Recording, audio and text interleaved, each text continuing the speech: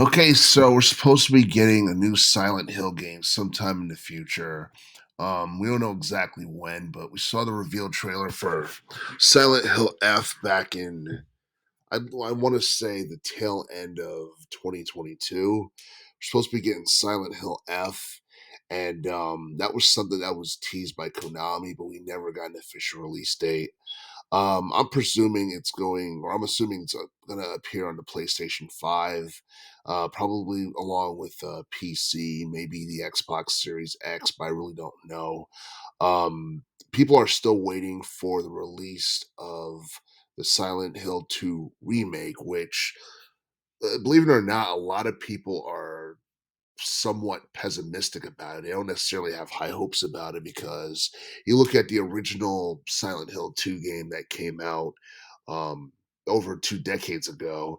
Um, I believe it was developed by Team Silent. I think all of the Silent Hill games from 1999 to 2004 was developed by Team Silent, but for some reason, that's not going to be the case with this upcoming game. It turns out that Silent Hill 2 Remake is going to be developed by Blooper Team, which, it's a developer I don't think I've ever heard of. And honestly, a lot of people are hoping that they don't screw this up, or it's not a game that's going to fall below their desired expectations, or they end up doing something that's going to be detrimental to the original version of Silent Hill 2, but we'll just have to wait and see. But with Silent Hill 2 remake announced, along with a new Silent Hill game being announced for the future. A lot of people were very excited about it because, let's be honest, it seems like the survival horror genre is starting to become more and more popular. I mean, you look at games like Alan Wake 2, nothing but good things to say about it, probably with the exception of like some of the bugs and technical issues with that particular game during its launch. But for the most part, people had nothing but good things to say about Alan Wake. A lot of people love the Resident Evil 4 remake that came out back in March of 2023. And yeah, we just got survival horror games that a lot of people are like really excited about because you look at the multiple genres that have been popular over the past couple of years, like first person shooter, action adventure, RPG, all that stuff. I honestly feel like first person shooters are not as popular as they once were, like during like most of the 2000s, early teens. It seems like within the past decade, the action adventure genre, along with RPGs, have grown in terms of popularity. But you look at how things are right now, and like it seems like things are a lot darker now. People are more discontent in general with life, and for the most part, I think they just turn to survival horror because it resonates with how they feel and all that stuff. But yeah, I mean, I think Silent Hill F is a big deal because it's going to be like the first major entry that we're going to see in the series in over 20 years.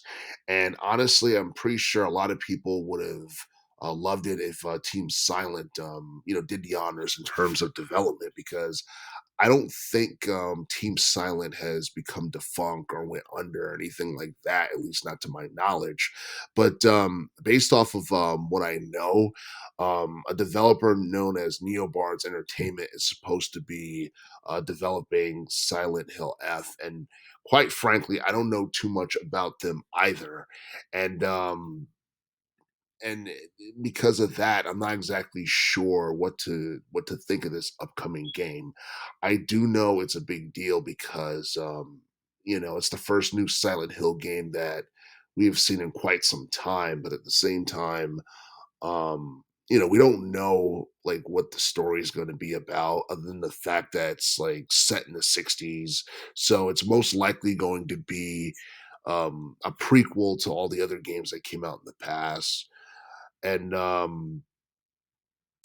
honestly feel that I honestly feel like the game looks rather interesting. You look at the trailer. The trailer looked very ghoulish, and it was something that kind of I don't know. It kind of provided you with a little bit of like nightmare fuel. You watch that, and you're just like, whatever. It's kind of hard to sleep, or you might lose your appetite, at least. But for the most part, Silent Hill F, I don't know, like the teaser has a lot of people excited on what Konami has to offer in terms of gameplay, in terms of particular features, and I don't think that Silent Hill F will be able to, like, at this point. I'm not exactly sure if they'll be able to compete with Resident Evil, because in terms of like the franchise, like Resident Evil